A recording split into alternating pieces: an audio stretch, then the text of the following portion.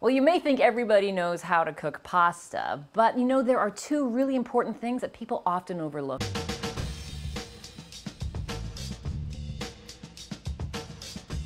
You need about 4 to 5 quarts of water to cook just 1 pound of pasta. That's because you need that pasta to move around and be free to absorb that water evenly.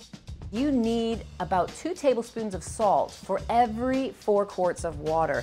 Remember, you're not eating 2 tablespoons of salt because you pour water down the drain, but the pasta needs to get some of that seasoning in order to taste good. The water needs to be at a rapid boil when you add that pasta. This is a great big 8-quart stock pot, so I have about 5 quarts of water in there. And the thing I love about this pot is that I do not need to break the spaghetti, which is a bit of a sin. Good pasta is made with really high quality semolina wheat. Look for the brand that has the most interesting shapes.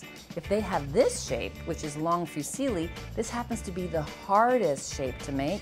This tells you they're using a high quality semolina flour. This pasta here is dusty and it has a coarse texture. That means it's been slow dried over several days instead of a few hours, and that actually develops a nutty, toasty flavor in the pasta. That's a good pasta.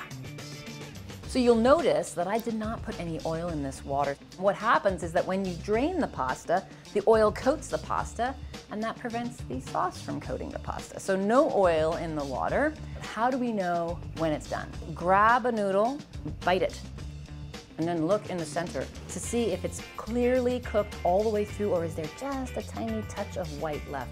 If there's just a touch of white left, you only have about 30 seconds to a minute, and then it'll be done.